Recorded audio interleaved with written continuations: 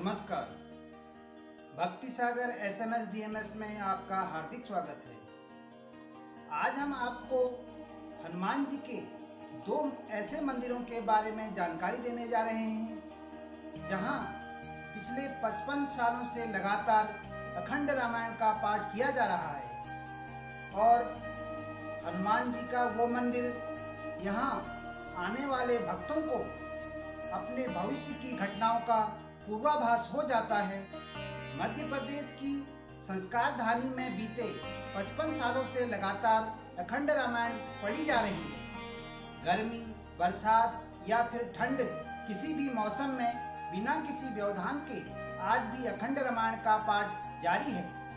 यह मंदिर जबलपुर के सुपाताल में है, जहां अखंड रामायण के अलावा अखंड ज्योत और धूनी भी जलाई जा रही है।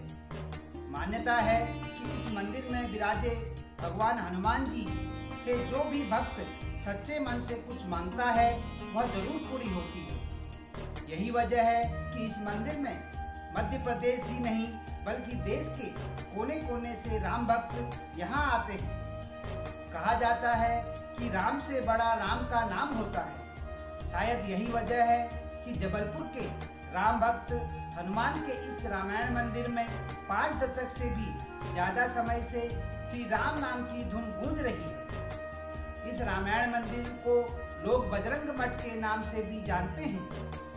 मंदिर लोगों के लिए श्रद्धा और आस्था का केंद्र बन चुका है। इस बजरंग मठ में 16 अगस्त 1967 को श्री रामचरितमानस यज्ञ शुरू हुआ था और तभी से संकट मोचन के इस दरबार में अखंड मानस पाठ के साथ राम धुन लगातार जारी है।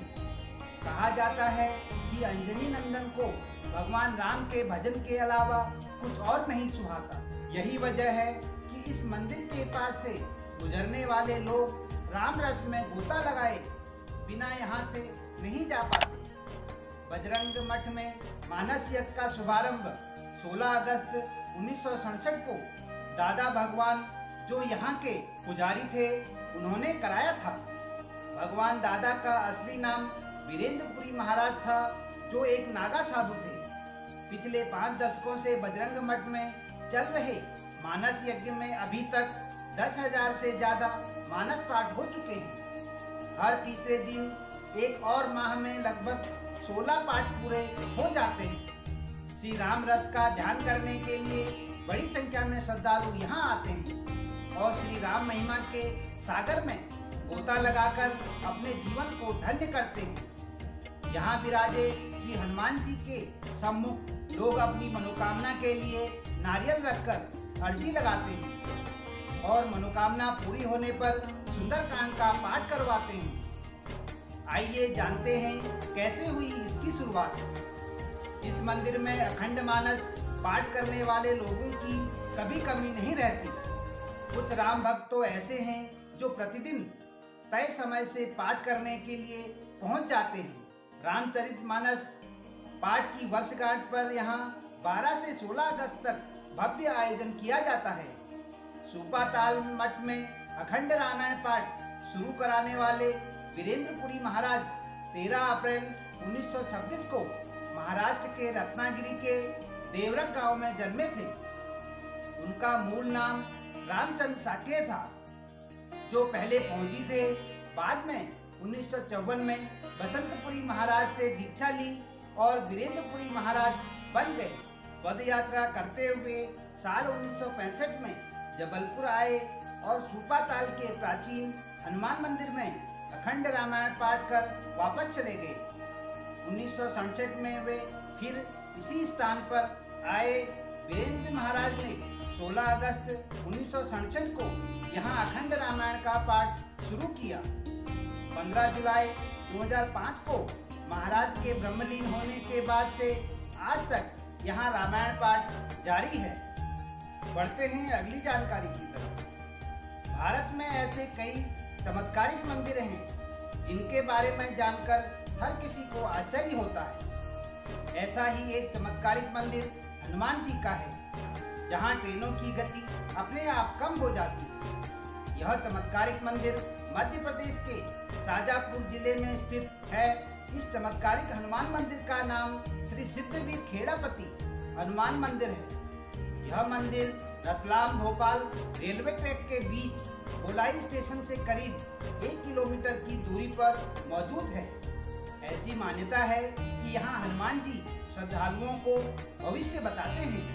कहा जाता है कि इस मंदिर में आने वाले भक्तों को भविष्य में होने वाली घटनाओं का पूर्वाभास हो जाता है। इस मंदिर में हनुमान जी भगवान गणेश जी के साथ विराजमान हैं। दरअसल यहाँ हनुमान जी की प्रतिमा के बाएं बाजू पर श्री सिद्धिविनायक गणेश जी विराजित हैं। एक ही प्रतिमा में हनुमान जी और गणेश जी के होने से ये प्रतिमा अत्यंत पवित्र, शुभ और फलदायी मानी जाती है।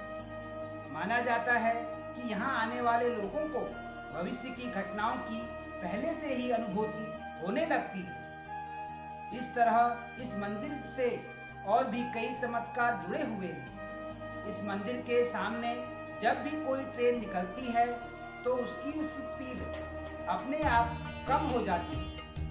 स्थानीय लोगों का कहना है कि वर्षों पहले रेलवे ट्रैक पर 2 मालगाड़ी आपस में टकरा गई थी। बाद में दोनों गाड़ियों के ड्राइवरों ने बताया था कि उन्हें घटना के कुछ देर पहले ही इस अनहोनी का पूर्वाभास हो गया था। उन्हें ऐसा लगा था मानो कोई उन्हें ट्रेन की रफ्तार कम करने के लिए कह रहा हो, लेकिन उन्होंने रफ्तार को कम नहीं किया और इस कारण टक्कर हो गई। तभी से यहाँ से गुजरने वाली ट्रेनों की रफ्तार कम की जाने लगी। साथ ही कहा जाता है कि अगर कोई ड्राइवर ट्रेन की गति कम नहीं करता तो मंदिर के सामने आते ही ट्रेन की गति अपने आप कम हो जाती है। वहीं मंदिर में आने वाले भक्तों को उनके भविष्य में घटने वाली शुभ और अशुभ घटनाओं का पूर्वाभास हो जाता है, जिसके चलते भक्त सतर्क हो जाते हैं। कई लोगों का दावा है कि उन्हें अपने भविष्य का यहाँ एहसास हुआ है। इस रहस्य के कारण इस मंदिर के प्रति लोगों की आस्था और बढ़ गई है और यहाँ पर दूर दूर से लोग हनुमान जी के दर्शन करने आने लगे हैं। साभार, डेली हंट, डेली होम। धन्यवाद। भक्ति सागर SMS DMS। नमस्कार।